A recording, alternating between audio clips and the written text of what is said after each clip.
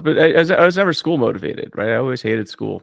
Like the first job I had, which lasted 2 days, I was doing cold calling. So it was very much a selfish pursuit, but it was one of those things I just felt like I was uniquely wired to enjoy it. It was just climbing is very much problem solving. But then I realized DJing, I could make more in a night than I could in a month working at the library. And I could work at nights, get drinks, meet girls. So I'm like, okay, I'd be an idiot not to do this job, right?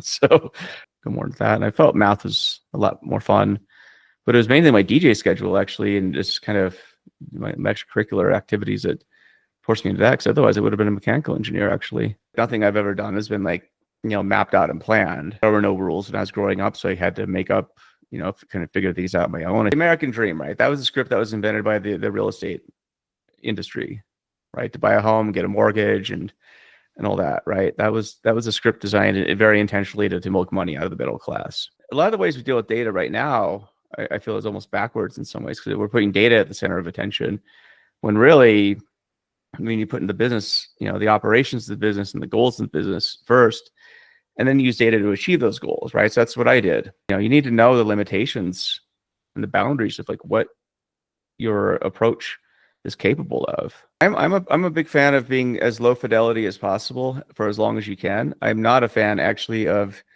overbuilding infrastructure just because you might need it someday. I'm Joe. Yeah, data engineer, data architect, recovering data scientist, author, educator. Why do you call yourself a recovering data scientist? That's kind of funny. I mean, it's a moniker I gave myself probably, almost 10 years ago now, right? So at the time, data science was the sexiest job of the 21st century, and a lot of hype around that. And I had worked in data science as well, been hired as that for that position and so forth. And I just felt like, I mean, you'll find a familiar theme with me. I feel like I get a bit jaded when things get a bit beyond their skis, a bit beyond where I think things should be. And so I felt data science was one of those areas where a lot of utility, but I saw a lot of data scientists getting hired where there was no data and no real projects for them to solve. So, I became a recovery data scientist, and that led me into, I guess, data engineering, which we're here to talk about. So, yeah, it's about what it means. Definitely, yeah. There's definitely some sort of rivalry between data scientists and data engineers. Like both parties are trying to say, "Oh, I'm more valuable," or "My role is more than yours." And there's definitely like a lot of marketing around that online. Yeah, is that still the case? I haven't paid much attention to it recently. Does that still feel that way? I think so. Yeah, like those two roles are very much separated, and data engineers, I think, feel underappreciated, and then data scientists hate data engineering work and they don't want to go near it. And then there's just a funny dynamic there. But I mean, it's a funny dynamic, but I also feel like it's an unnecessary one, and the data scientists they kind of need data to do the science, so it doesn't really, the opposite doesn't really work, right? Where and I've been there, where if you try and do the data science work without data, there's not a lot to do. So definitely agree. You need a good foundation, and data engineering covers that. Yeah. Anyways, I'd like to really get into your story and your career. Like, I know that you at some point worked in manual labor. I think you installed flooring, something along those lines. Mm-hmm. And I saw on LinkedIn that like your first role listed was ultraphonic, but I would love to get some more background as to like how you started out your career and every step you took along the way to where you are now. I mean, if you want to go back to when I first started working, I mean, that was back, I mean, gosh, when did I make my first dollar? Sometime in the 80s, selling something, can't remember what it was. But I think my first job, like first W-2, that's what it's called. I haven't had a job forever. First W-2 was, I think it was the first job I had, which lasted 2 days. I was doing cold calling.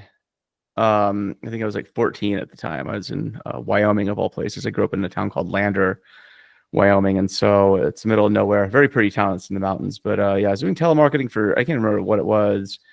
That was only a 2-day job. I think I made $10. for my entire time there. And then I think it's a toss between, what was it?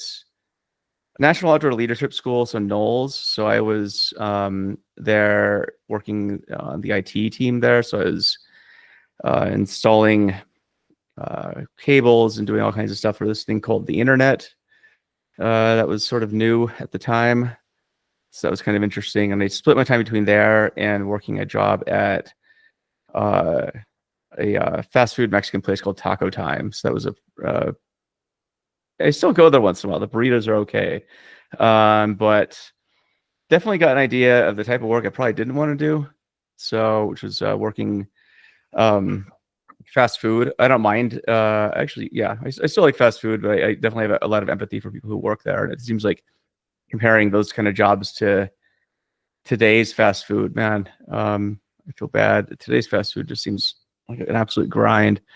Yeah, so I mean, worked at, throughout high school and so forth, did that kind of stuff, and did manual, kind of odd jobs here and there. I kind of grew up, my grandpa was into construction and woodworking and stuff and so forth. I got a pretty good, I actually made I think even before that, I made my first money just mowing lawns and aerating. Remember making, what was it?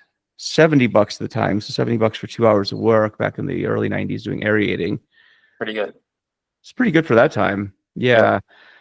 But, then I took up rock climbing, and that put me on a big detour for several years, which we can get into. So Lander, Wyoming, the town I grew up in, it was becoming known as a really good place for rock climbing, outdoor rock climbing. It's back in the 90s, and got into that, and then moved away actually to Bellingham, Washington, of all places, to finish high school, because I really couldn't stand living in Wyoming. So I went there, finished high school, went to college, didn't like that, went back to Wyoming to go climb. And, I just did a lot of, worked at Ace Hardware for a bit. And then a friend of mine's, he's like, well, I need somebody to help me out doing a carpet installation. Think you can do that? And I was like, that sounds cool. How much does that pay? And I think that paid more in a day than I would have made in a month working at the hardware store. So I wanted a job where I could have the flexibility of going climbing, and maybe work a bit. So climbing with the intention of becoming like a pro rock climber, or this? Yeah, Was exactly. That was my goal, was to turn pro. We can get more into that too. So manual labor is one of those things where I ended up realizing that was actually a pretty good way to make a living, especially if you want to be a dirtbag climber and spend more of your time climbing than doing work. But then along the way, made good money. Floor installation was one, but I did I spent time doing concrete, asphalt, which is just the most disgusting work you can think of. I don't know if you've ever done asphalt work, but that is it's really sticky. Like, you can't get it off your clothes at all. So I did that for a summer, did concrete, did a bunch of stuff. But I think floor installations where I realized I could probably make decent money. So stuck with that, did that, kind of over the West. Because at the time, back in the 90s, you could be making probably $1,000-$2,000 a day. Were you a one-man show with the concrete and the carpet? No, concrete, I was working with a crew, right? That's definitely not something you want to do like as a one-man show. That would suck. But yeah, I think I just had the kind of the build for lifting heavy things, and so concrete bags are pretty heavy, but then carpets also, and flooring is really heavy too, right? Like this, if you try lifting a roll of carpet by yourself, good luck. So you probably want another person. So I did that, and tile and some hardwood. But anyway, what else? Yeah, then I don't know, but I'd always climb, so it wasn't really as reliable as I probably should have been with my work, because I think climbing was what I wanted to do.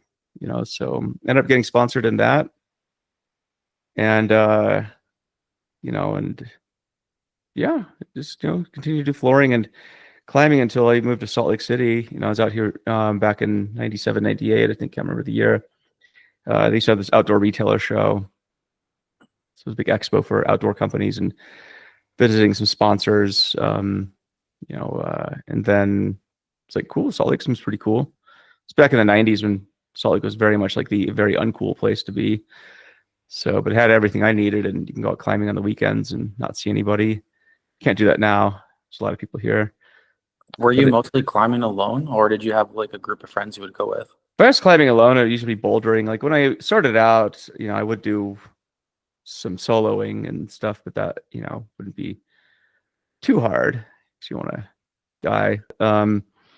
I guess you can control it by not doing it. But yeah, I'd be bouldering a lot, and mainly bouldering, it's climbing without a rope, but in place shorter rocks. But there's some things that were definitely pretty tall where if you fell, you wouldn't be around. So, but yeah, I climb routes too with ropes, if I could find people to go with, and that was a lot of fun. But and Salt Lake had a lot more climbers here, so that was kind of the bonus. So, the areas I was in, you could find climbers, but Salt Lake is just kind of a different caliber of climbers and people to climb with. So at that point too, I decided, okay, cool, I should probably look at the school thing once again. So, and yeah, I was originally, so I went to the University of Utah. I started taking classes part-time, as a still more focused on climbing. That was, and I would say for the listeners, just nothing wrong with that, especially when you're young. I think that you have plenty of time to, go to college and figure that out. But I think especially now, I mean, college back then was cheap, right? I think an entire semester was like $2,000, maybe not even that. Yeah, like less than that, I think. Right? I don't think you can buy books for that much now. So yeah, I don't know, college, but I was never school motivated, right? I always hated school. I got good grades, but it wasn't one of those things that was always top of mind for me. So I'm curious, what did you like most about climbing? Was it like the dynamic problem solving? Was it the fear, the pressure you put on yourself to like make the right next move because otherwise you could get stuck or fall? Like, what would you say was attracted you so much to climbing? I don't know. I mean, climbing is a very selfish pursuit, right? Like, you're not on a team, so it's very much an individual sport. So I'd say it was just, I think, personally challenging myself to climb, ever more difficult or complicated climbs, whether that's a boulder that's only 2 moves long, or whether that's a route that's probably more than 20 moves or 50 moves or whatever, right? But I think it was always just a sense of personal challenge, and for whatever reason, I was just wired to like those types of activities where you're just very intrinsically motivated to to push yourself. So there was nobody was pushing me to do anything, right? It's not like my dad was out there saying, well, you better climb this route. Your friends or girlfriends, in fact, I think my girlfriend broke up with me because I was climbing too much. So it was very much a selfish pursuit, but it was one of those things I just felt like I was uniquely wired to to enjoy it. It was just, climbing is very much problem solving. So I'm not that scared of heights, so the fear part was never really there. But yeah, I don't know, felt like chess, I guess. So you against rock, it's pretty straightforward. It stands out to me that you mentioned that you're pretty intrinsically motivated. I think that's something that I can resonate with as well, where I don't do that well with other people trying to motivate me or telling me what to do, and my motivation comes mostly from within. So that's cool to hear. That's cool. Like what? Well, walk me through that. Like what? How do you stay motivated then?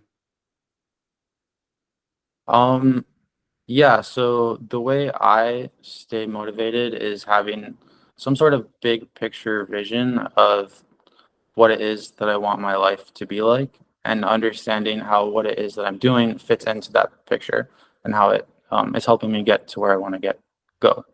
That's cool.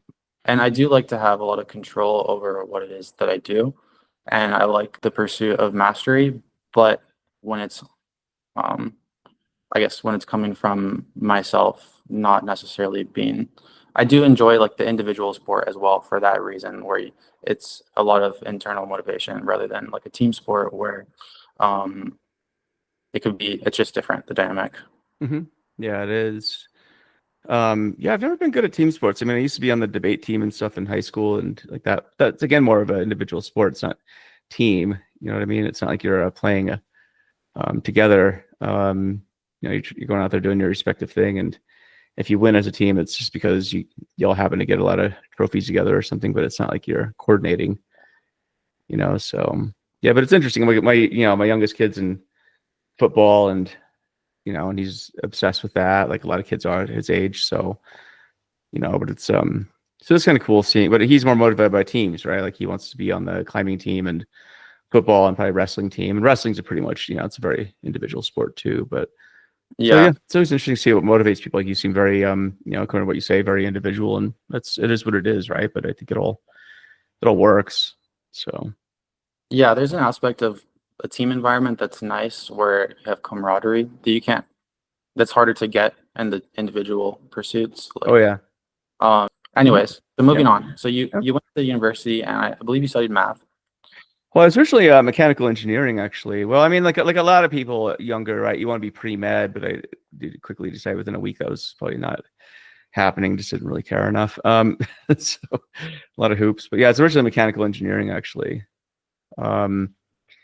And then, yeah, around that time, was still climbing. I got some injuries, like typically happens in athletics, and I took some time off. I'd say I had been, so I found another pursuit actually, which I kind of started back when I was in Washington, strangely enough, which was DJing. So, so I was like club DJing and stuff. So I was, lived with a couple British guys, and I swear like every British person is, pretty much like issued turntables when they're young. And so, DJ and picked that up, but I kind of forgot about it. Right. But then I was like, okay, but maybe DJing would be kind of cool to do. This is back in the late 90s, early 2000s. And I was in school, and, so mechanical engineering, this fits into what mechanical engineering in a second, because it was very time consuming, with all the labs and stuff. And I was DJing, at the same time, which so I thought, oh, well, wouldn't it be easier if I just go into math, because it's pretty much the same thing without the labs?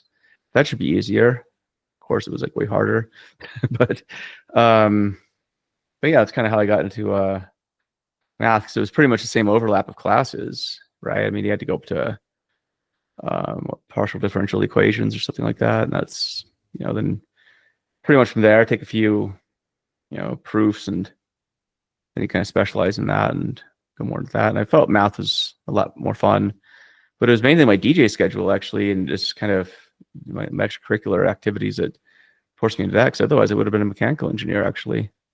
So happens. But So what did you think about the DJing? Was it like being the center of attention at a party? Not really. I actually don't want to be the center of attention at the party, but I think at the same time you are sort of making the party happen. But I felt like it was just, I mean, I'd always been into, electronic music and, house techno and kind of rare disco and stuff. So, Be able to share your music taste with a lot of people? I would say other DJs or other nerds for sure. Like I've not really ever been into pop music, right? I mean, listen to it, but it's not like what I listen to in my spare time. My tastes are pretty eclectic. But DJing is a lot of fun. I would say that it's one of those pursuits that I think is very similar to climbing in a lot of ways. Like you're trying to, it's very improvisational. You're thinking on the spot, trying to, and your job as a DJ really. And that's how I put myself through college, actually, is I got paid as a professional DJ playing at clubs for several years. Fun job. Pretty fun job. It allows what's that? So it allows you to socialize somewhat and combine that. Like it's a more social job. Oh yeah, did you DJ or? No, I never DJed. So I'm trying to understand what that is. Well, so I was working at the library at the time at the university, right? And so I think that was a job where I could just put on my headphones and listen to music and just walk around and shelf books and and so forth. But then I realized DJing, I could make more in a night than I could in a month working at the library, and I could work at nights, get drinks, meet girls. So I'm like, okay, I'd be an idiot not to do this job, right? Yeah. So I mean, it worked out perfect in that regard. It was just kind of like, let me see, what job would allow you to check off all the things you'd want to do in college while still like, being able to get your studies done. And then for me, DJing was it. I'm not saying that that's a route you should go down. The club industry is, and the the nightlife has its own set of I would say issues. Namely, club owners can be pretty sleazy. Club promoters are club promoters.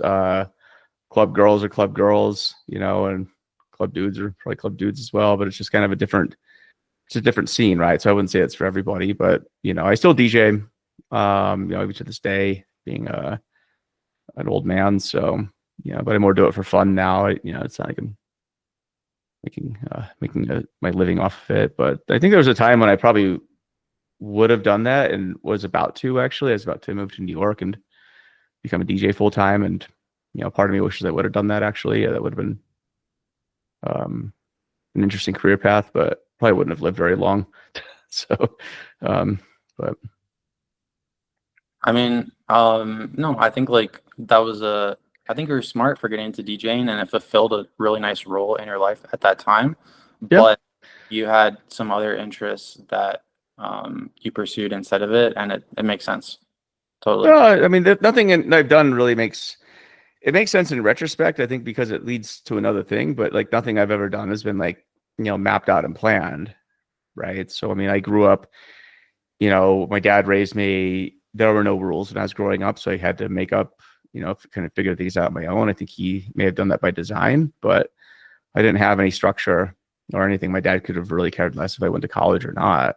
To be frank, he was kind of like, you're gonna, I think you're gonna do what you're gonna do, so figure it out, right? Was it like a follow the child mentality, or more of like a I don't care? Let's follow the child. So my parents raised me, they say, with a follow the child mentality, which means that it's like a Montessori ideology where, like, I guess it's like you put the child's needs first so they can kind of direct like what they want to learn or what they want to explore. And then instead of trying to impose your will as a parent on them, you just follow them and help them discover themselves. I think that's the idea.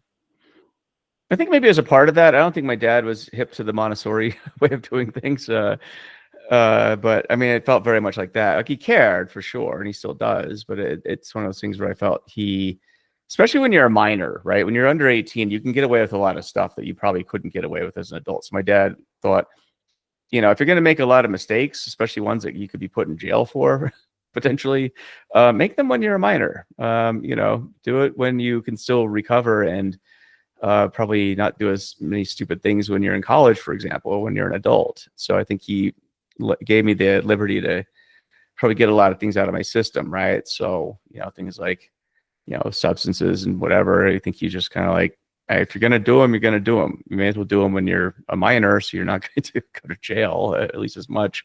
I think is maybe part of his thinking. I can't really speak for him, but I'm guessing that was part of it. But I mean, it all worked out, right? Because what I did develop was a sense of being able to navigate my own path. Whereas I think a lot of people at my age, they were, I mean, they're still kids basically, right? I mean, I'd been on my own since I was a teenager.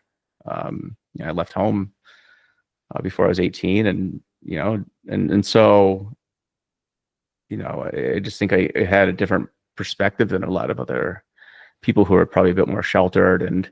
Having the first beer in college, like, yeah, I'd already had like probably 50,000 beers by the time I was 18. Like, so at that point, I kind of quit doing drugs actually and drinking because I was like, I don't really care. Kind of already did a lot of that. So, but that, but DJing was one of those things where I think it was fun, but it definitely served a purpose, right? But, but back to college, it was kind of like, it was finishing around the time. .com had happened, 9/11 had happened, and .com bust had happened basically. And the country was in a pretty bad I wouldn't say bad recession, but you're in a recession. It was hard to find work. So, I was looking for jobs. I was studying to be an actuary and wasn't going to do that. But that, for whatever reason, Salt Lake didn't really have a big actuarial scene around the same time. I was looking for jobs doing data analysis and that kind of stuff. I think that was the kind of job you'd be getting, and it's good for my skill set, which is kind of more applied statistics and so forth. So, I ended up interviewing for a job at a company. They were doing cosmetics and supplements, and they were growing like crazy, like doubling revenue every year. And you know, remember that interview where I was just meeting with the CFO and you know, and the sales VP or something, and then CEO comes in, you know, asks me a question about how he'd price a product, a new one they're coming out with, and you know, gave him some ideas and so forth. And then remember after the interview, I was waiting for a bus, actually, of all things, because my car broke down. So you know, I was at the bus stop outside his building, and then CEO comes driving by, and he asked me if I want to ride. It's like, sure. You know, so my whole interview was in the car. He just asked me more questions about pricing and other things, and you know, I think that went well because the next day I got an offer, and started the day after that. So Awesome. but that was cool. I mean, because finding work at that time was frustrating, right? I was doing temp work and you know whatever else you could at the time, and that sucked. You know, you see everybody having nice things, you know, who's your age, and I don't think I got a negative balance in my checking account, and my car's busted, and you know, and yeah, it didn't have much going for me at that time. I was still DJing, but you know, yeah, I was very thankful that you know this opportunity came around. So, and it was interesting because I think with that job, you know, that was the first one out of school that really within a couple months, you know, yeah, for whatever reason, proved myself, and the CEO moved me outside of his office, and I became his numbers guy. I mean, this other kid you know, the other kid had been there since I think it's the only job he ever had. He'd been working there since he was 13, shelving boxes. He just finished his accounting degree, so we were, you know, basically helping provide the numbers and helping make decisions too at a company that was, you know, doubling, you know, every year and growing like gangbusters. So that was kind of a cool experience. You got basically an MBA, you know, on the fly, and I think that was pretty fun gig. So Sounds really cool. Yeah, your first gig out of college can be pretty tough to land, and like I it's know hard. it's rough for everyone, and especially if you enter the market at a bad time, like it sounds like you did. So It wasn't easy. It wasn't like, um, you know, I kind of think it feels a lot like now, probably. I mean, now it feels like a lot worse, actually. Like you know, when I talk to people who are still in school or about to graduate, like they're just mortified. Like it's, yeah, I there's a lot wouldn't, of fear right now with AI. a lot Like of fear, the a lot of landscape. fear. I think before AI too, like you know, hiring had dropped off since 2022, you know, and before with the interest rate rise, and so it's gnarly. But you know, I think you just got to be persistent and. But it's easy to say, right? Especially in retrospect. Like, oh, you just need to hit the concrete and go apply for jobs and stuff. But it really is a matter of luck too. Like sometimes you know, you're gonna get discouraged. You know, I've been there and it sucks. Like, you feel like shit. So can't find a job and It's you easy know, to say, but I think it helps to realize that everyone goes through this. I don't think most people actually, oh, I don't know, but at least in my experience, and it sounds like yours, it's pretty common to struggle, at least at probably in the beginning of your career and at different points. And like you need to develop the skill set to manage that. That is part of what you need to do as an adult, anyways. yeah, So absolutely. And you know, and this is funny because I talk to people who are at you know top tier schools like Stanford or you know, Columbia, whatever. And it's the same thing. Like, oh, like I'm not going to find work. And I'm thinking, well, yeah, but you probably are going to be able to find work better and easier than the other people your age, you know, in your same cohort who are graduating from non-Ivy League schools, right? I think that you probably have a bit of an edge over everybody because you know, you're kind of selected to be here, right? But even they have fear. they also have higher standards, so they're probably thinking that they're gonna have a harder time getting their very Mhm. competitive job that they're Oh looking yeah. for, Oh, absolutely. part of it. Yeah, because it's all about yeah, absolutely right on that. Yeah, it's a good observation. So, but everyone has the insecurities, right? You're not going to stack up against this, not going to stack up against that. Your parents are going to hate your guts, you know, and basically, I think at the end of the day, what you got to realize is your ability to move forward in this world is really you got to do it on your own terms. especially when you're young, right? Like I didn't have the pressure of having a parent who was helicoptering over me every second. Like my dad's like, I don't really care what you do. Because you think he figured I would, figure it out.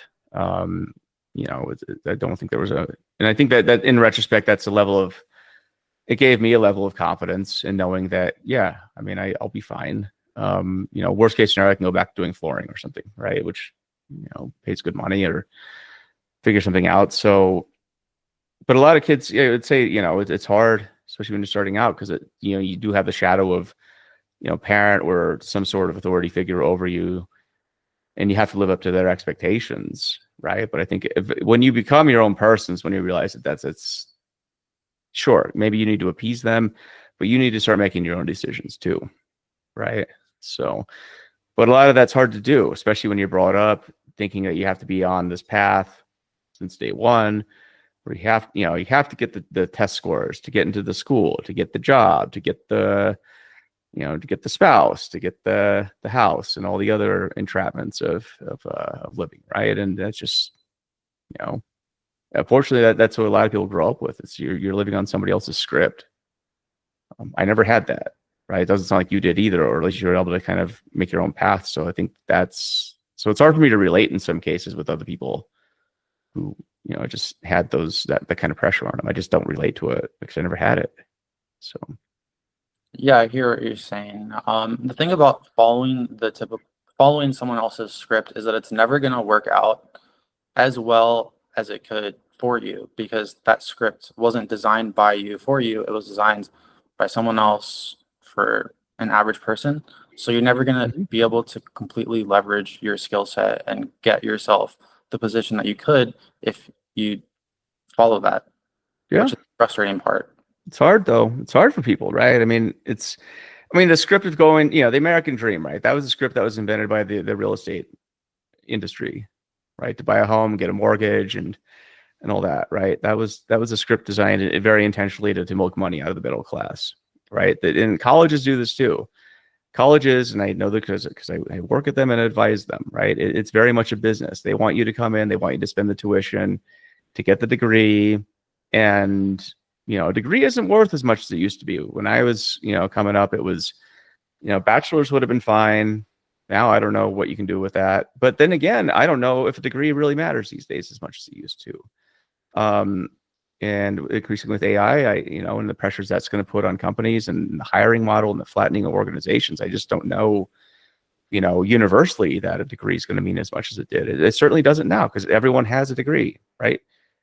Where has it gotten people?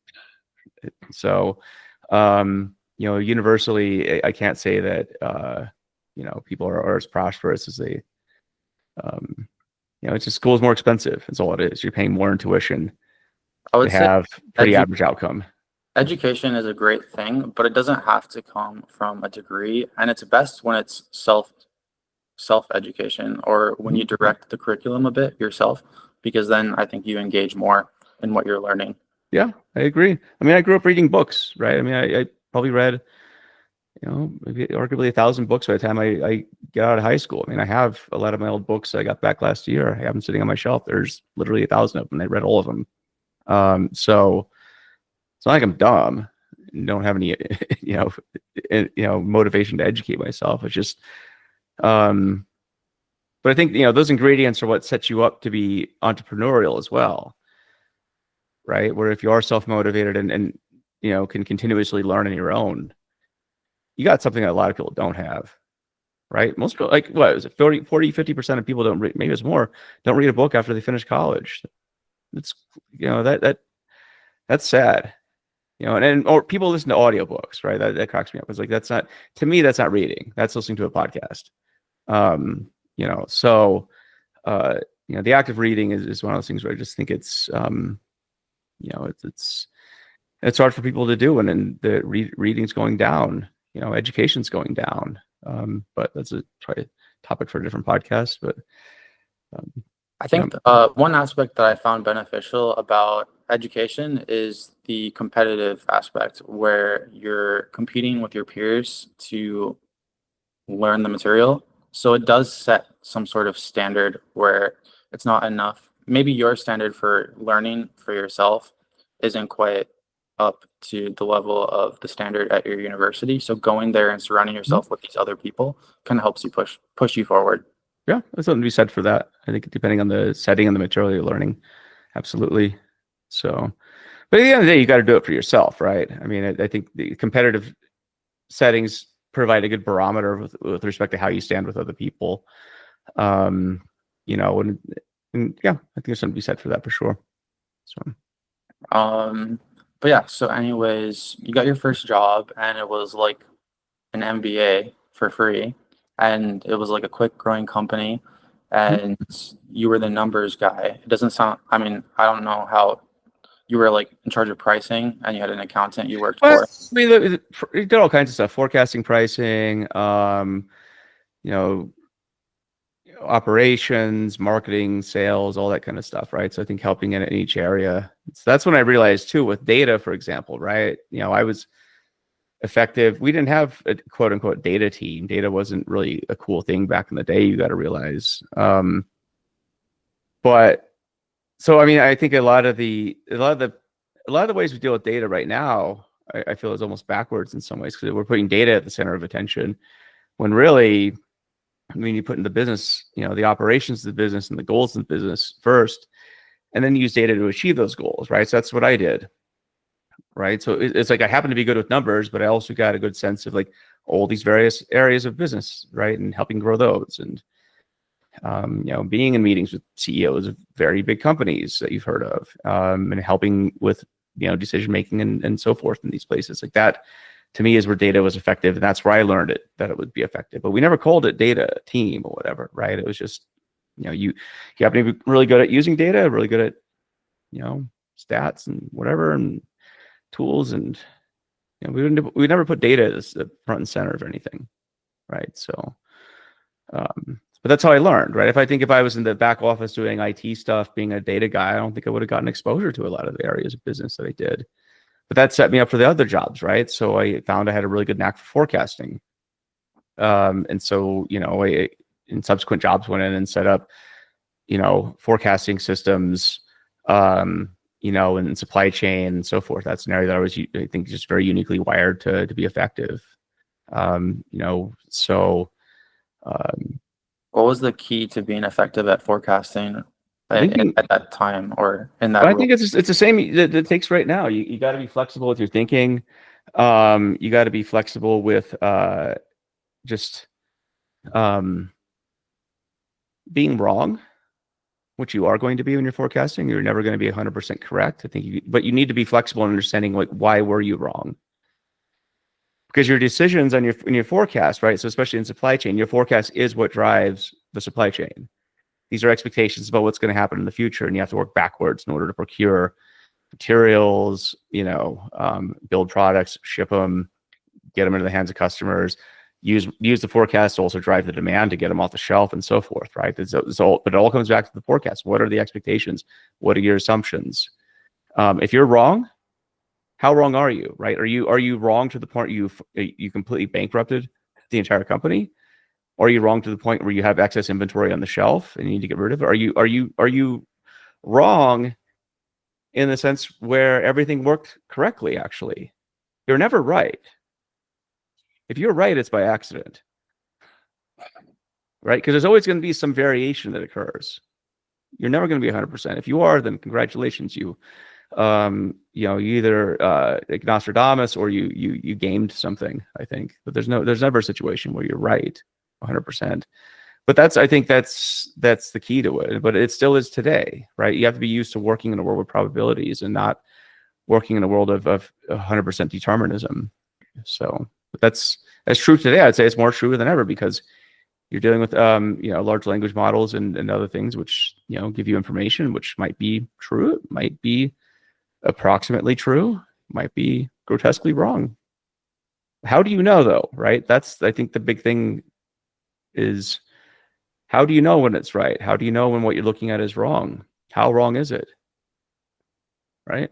So Yeah, so it sounds like a key you learned from the forecasting was the iteration process where you are able to see how wrong or right you were and then try to work backwards and see like how you could improve your model for the next time. Well, And there was also like, being flexible though, right? So like I got hired at one company, it's backcountry.com. I started I got hired 1 week and they had us work customer service actually the first week, which I thought was pretty cool. So you get to talk to customers. The next week, the great financial crisis happens. The floor completely falls from the economy. I don't know if you remember that time. I think it was September 2008. mm, barely. Right. I remember because I was hired to do forecasting and set up a new forecasting system for this company. And pretty much if you were to do traditional statistical forecasting, um, you could just basically throw all that out, right? If you're trying to rely on historical data to forecast when the economy basically just fell off a cliff, good luck to you. But this is what I saw some people trying to do. It's like, well, but our models, it's like, fuck your models. They don't mean anything at this point. They mean nothing. You need forward-looking indicators, not backward. To the extent you're going to be using any statistical model, you might be looking at things like seasonality, which, Backcountry was an outdoor e-commerce company. It's like, what your seasons are. They're fall, winter, spring, and summer. Like you have very distinct seasons, different activities that happen. But in order for you to look at trends and growth not happening, right? So what I realized is you got to look at more forward-looking indicators. And this was actually back then. This was actually a pretty new concept in forecasting because everyone historically would say, well, but you got to, just look at the seasonality and the trend lines. It's like, there are no trend lines. Everything just like fell off to a 90-degree slope downward, or a 270-degree. So that I think required, but so I guess you needed to know your domain well enough to know that. If you were just if you're just approaching it from a naive perspective, you would have said, "Oh, well, we'll just keep doing the way we did it." I was like, that's, so you want to look at things like what's web traffic doing? What are searches? What are hits? This is again surprisingly not a thing back in the day. What are forward indicators, right? Like what are people looking for? What does demand look like on the front end, not just backward? So that's, what are orders looking like right now, right? Like how much inventory are we going to have? What do we need to discount? What do we need to get rid of? But all the operational and supply chain knowledge came into play there, and especially same with marketing too. Like what do we need to cut from orders that we have in place right now, right? Because at that time, you got to remember in the financial crisis, you ain't getting loans from company. You're not getting loans from the bank. They have no money. Your investment dries up. There's no, you're kind of on your own at this point. So So all you have is cash flow. when you say forward-looking indicators, could you think of a marketing funnel and think of the top of the funnel as being Yeah, exactly. Yep. But again, in forecasting, at least back then, I know it's changed, but back then that was not the orthodoxy at all. Um, but but we managed to survive, and actually, I think have very profitable quarters, even during the crisis, because I think of how we managed it, right? But you definitely had to put the brakes on, and I think that you had to put the brakes on old ways of thinking. What got you, what worked in the past ain't gonna work in the future, right? So, but you had to know enough about forecasting, know when it works and when it doesn't.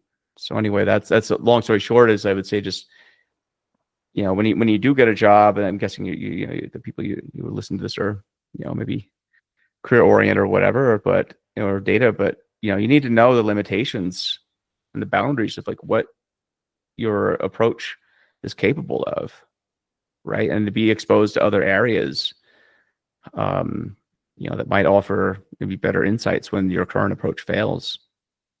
So that's a really difficult, nuanced, dynamic aspect of, I guess, predictive models is when to throw it away, when to get rid of your model, and why. Mhm. I feel like it's very complicated.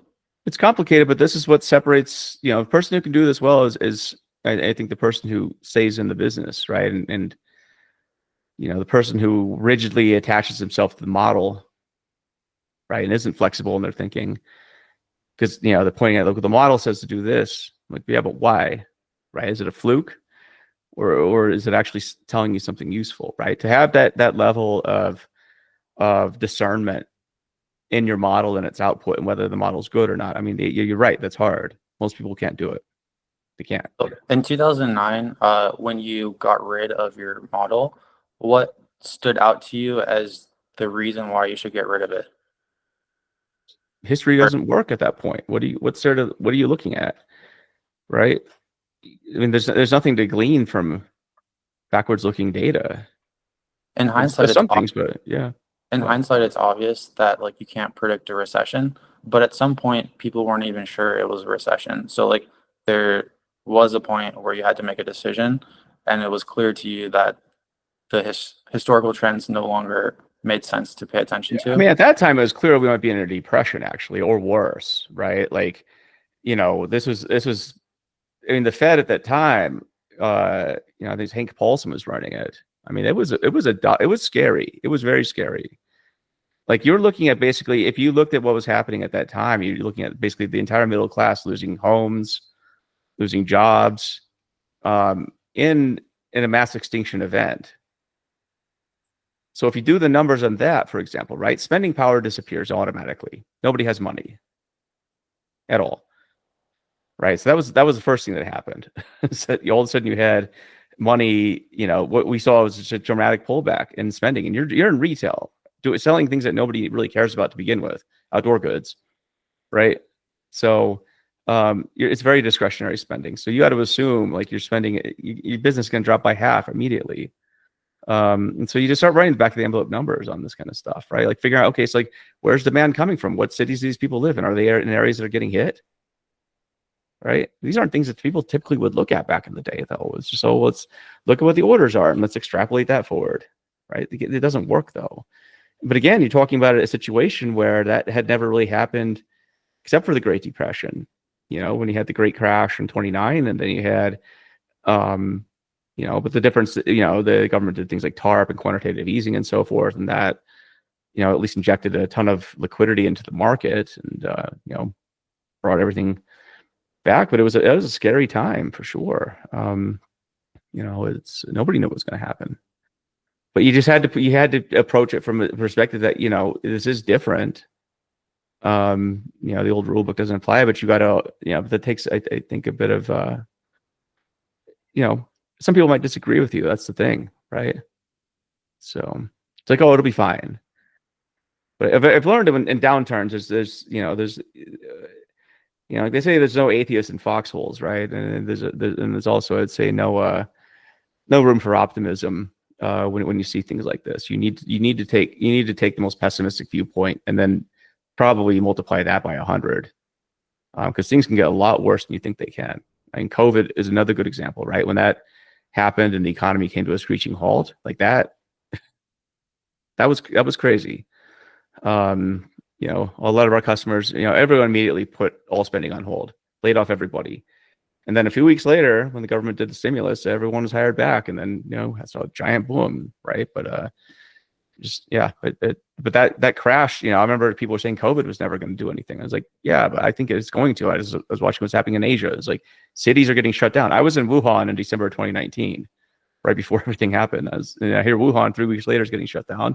Like that's shutting down. Like that's like shutting down the city of Chicago, right? I don't think you'll understand how big that is. It doesn't happen.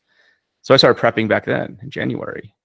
But I think so. But maybe it's how I'm wired. But for me, I always look at what could go wrong, and it could probably get a lot worse actually. So you want to be prepared for that worst case scenario and the worst case, not the because I think in terms of how you invest and how you allocate resources and how you forecast, if you can be prepared at least for the worst case scenario, you're fine, better than most.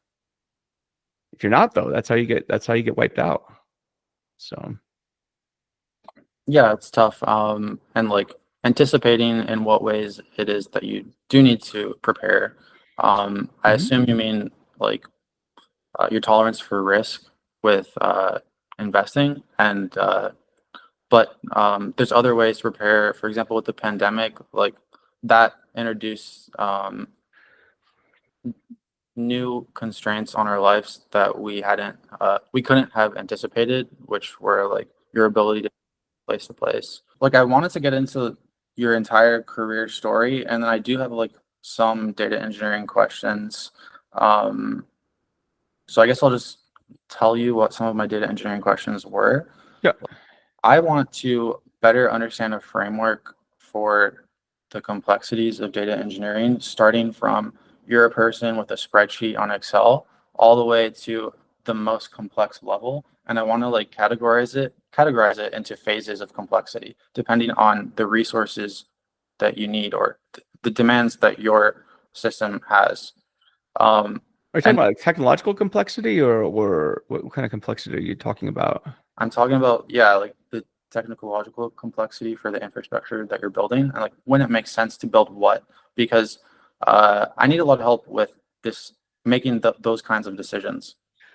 I would say I'm a big fan of being as low fidelity as possible for as long as you can. I'm not a fan actually of overbuilding infrastructure just because you might need it someday.